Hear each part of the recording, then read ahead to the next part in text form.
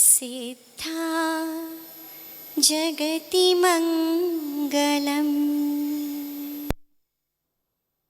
मंगलं साधवो मोक्षम्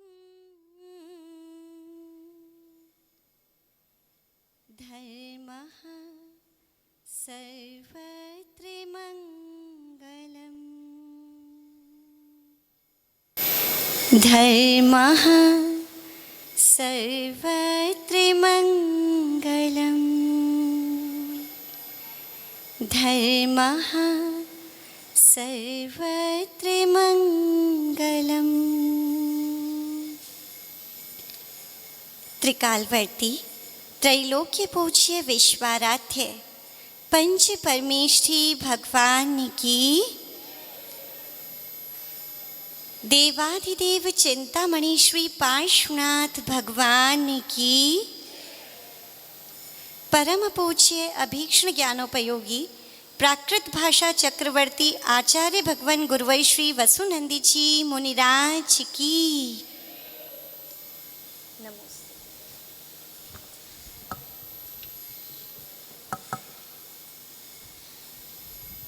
यहाँ पर उपस्थित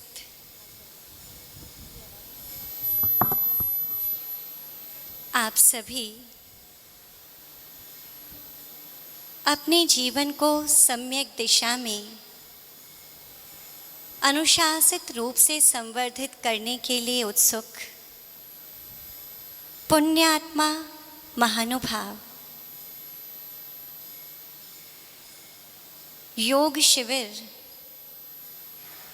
जिसके लिए आप सभी यहाँ पर एकत्रित हुए, जो प्राचीन काल से ही भारत की एक पद्धति रही, संस्कृति रही, प्राचीन काल से आगम में, शास्त्रों में, ग्रंथों में जिसका कथन है, और प्राचीन काल क्यों, योग आज के नए भारत की भी सोच है।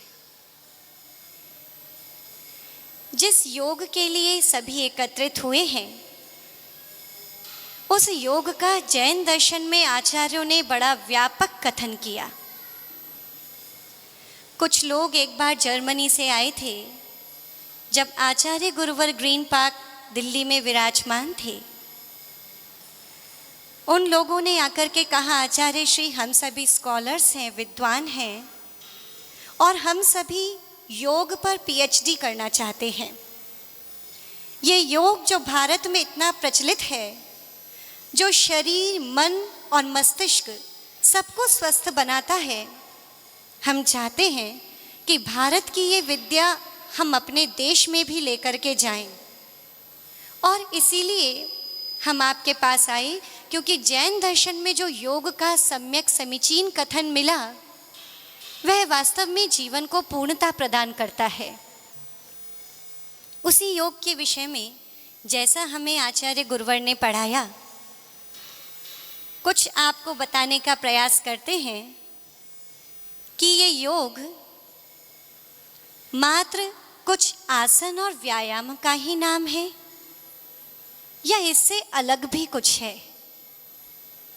जिस प्रकार व्यक्ति के केवल हृदय और मस्तिष्क को लेकर के उसके पूरे शरीर की रचना हो गई, ये नहीं कहा जा सकता, उसी प्रकार कुछ व्यायाम और आसनों को लेकर के ये भी नहीं कहा जा सकता कि हमने योग को समझ लिया या योग को कर लिया। योग को समझने के लिए हमें उसके 8 अंगों को समझने की ज़रूरत है, जिसे हम अष्टांग योग के नाम से जानते हैं। आचार्य शुभचंद्र स्वामी, आचार्य श्रीचंद्र स्वामी इत्यादि आचार्यों ने योग का बड़ा वृहद कथन किया।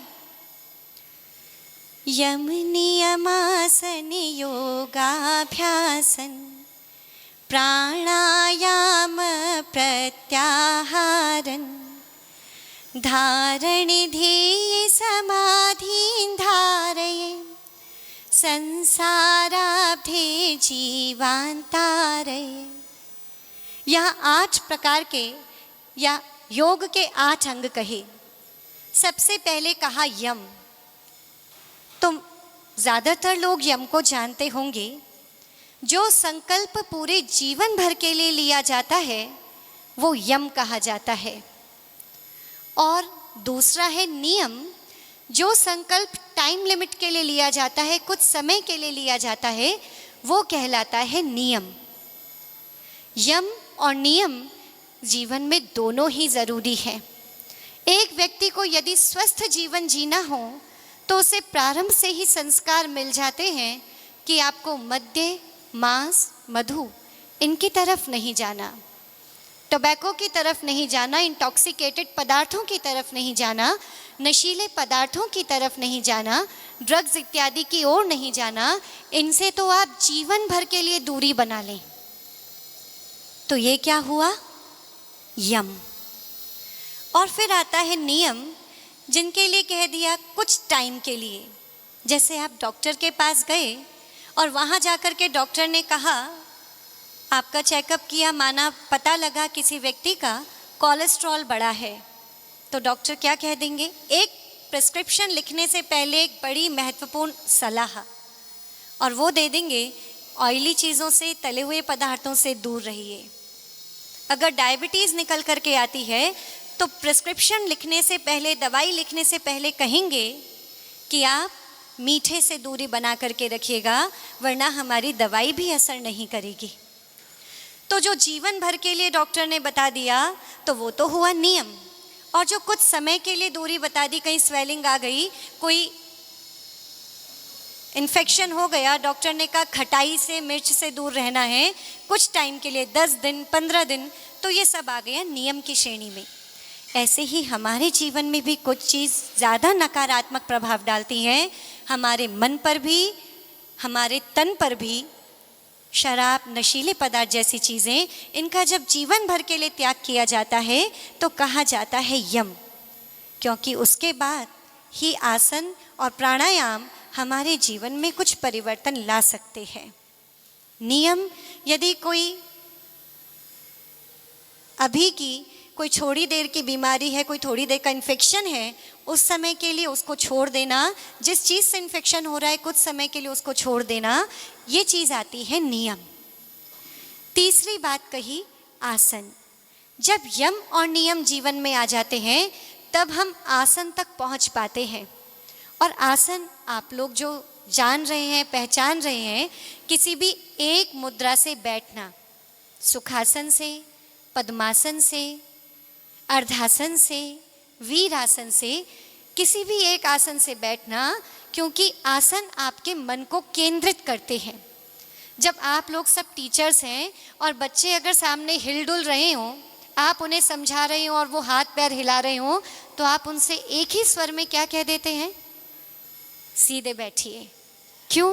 क्योंकि जब तक वो हिलडुल रहे हैं, आपको पता है, कभी शरीर हिला रहे हैं, गर्दन मोड़ रहे हैं, हाथ पैर चला रहे हैं, मतलब वो आपकी बात को सुनने के लिए अभी एकाग्र चित्त नहीं है, अभी उनका कंसंट्रेशन नहीं बन पा रहा है। तो आसन हमारे चित्त को एकाग्र करते हैं। शरीर का भी एक ग्रेविटी पॉइंट होता है। अगर आप उस ग्रेविटी पॉइंट को छोड़ करके बैठते हैं तो शरीर भी इधर उधर गिरने लगता है।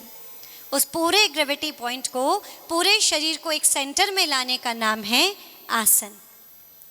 और जब हम आसन तक पहुंचते हैं तो योग के चौथे चरण, चौथे स्टेप और चौथे अंग पर पहुंचते हैं, जो है प्राणायाम। और प्राणायाम यानी श्वसन प्रणाली। अपनी श्वासों पर नियंत्रण करना, कंट्रोल करना, आती जाती श्वासों को जब भी ध्यान के लिए, योग के लिए एकाग्र कराया जाता है तो आप लोग अनुलोम विलोम इत्यादि जो प्राणायाम करते हैं वो आपके श्वास को एक गति में बांध देता है। वरना आधे से ज़्यादा लोग तो श्वास लेना ही भूल जाते हैं। जैसे स्क्रीन देखते देखते पलक झपकाना भूल जाते हैं और फिर आइज़ वीक हो जाती हैं, ऐसे ही व्यक्ति अपनी दौड़ भाग में, और आज का रूटीन इतना फास्ट है। रूटीन क्यों, आज का तो फूड भी फास्ट हो गया।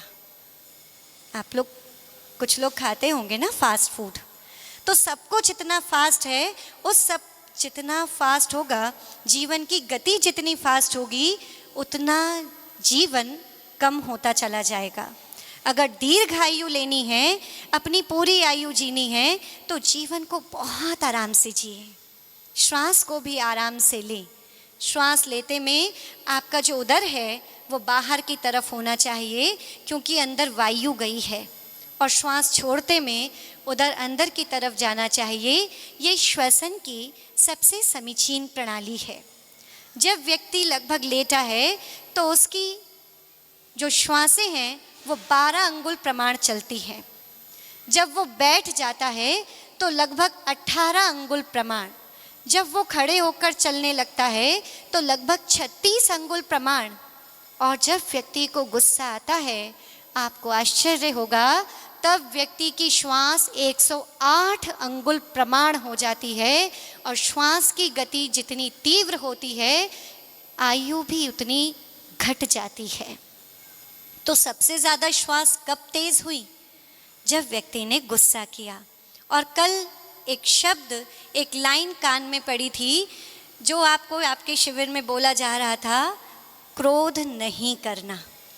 तो वो भी आकर के योग से आपको जोड़ता है, क्योंकि अधिक गुस्सा आपकी श्वसन प्रणाली को तेज करता है, जो कि आपके शरीर के लिए, आपके मन और मस्तिष्क सबके लिए नुकसानदायक है। तो प्राणायाम यानी अपनी श्वासों को नियंत्रित करना। इसके पश्चात आता है प्रत्याहार। और देखिए, एक बात और बताएं, जब कोई व्यक्ति इंटरव्यू देने जाता है, एग्ज़ाम देने बैठे हों, और हो सकता है आपका अपना एक्सपीरियंस भी हो, या आपके प्रिंसिपल आपको बुला लें, तो अचानक से और लग रहा हो कि कुछ गड़बड़ हो गई, तो हार्ट बीट्स कुछ बढ़ जाती हैं।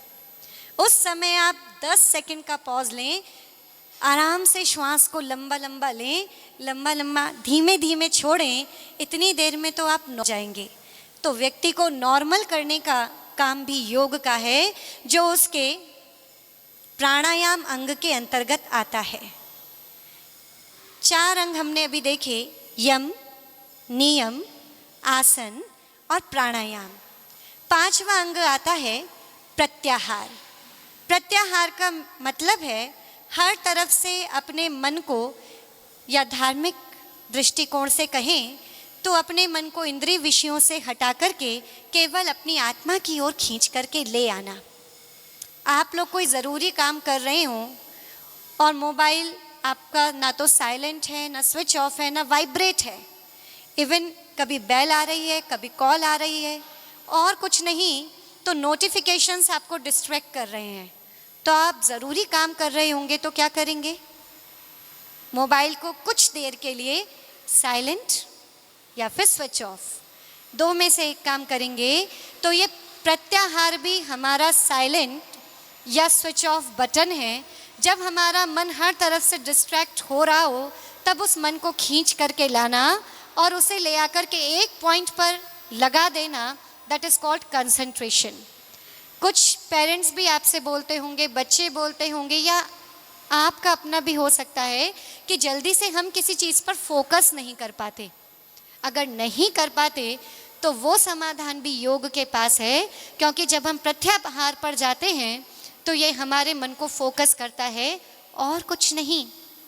तो छोटा सा कोई भी मंत्र, चाहे ओम, चाहे णमोकार मंत्र, चाहे गायत्री मंत्र, उस मंत्र पर आप अपने मन को लेकर के आते हैं और उसे रिपीटेडली पढ़ते रहते हैं, ये भी कहलाता है प्रत्याहार।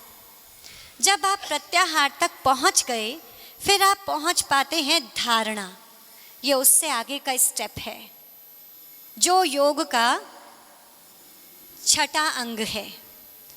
धारणा का मतलब अपने मन को स्थिर कर देना, और जो चीज़ पढ़ ली, देख ली या सुन ली, फिर उसे कभी भूलना नहीं। अगर सोते में भी कोई पूछ ले कि 2 + 2, तो अचानक से आंसर निकल कर आ जाएगा 4। ऐसे ही चाहे परमात्मा का नाम या कोई भी ऐसी चीज़ जिसे आप भूलना नहीं चाहते, वहाँ तक यदि पहुँचना है तो इन 5 स्टेप्स को क्रॉस करके पहुँचना होगा। मन को स्थिर करना है, मन को फोकस करना है। जैसे एक क्रिकेटर प्लेग्राउंड में खेल रहा हो, उसके सामने बॉल आ रही है, तो आप बताइए वो अपना मन क्राउड पर लेकर के जाएगा? कैमरे पर लेकर के जाएगा या कमेंट्री पर लेकर के जाएगा?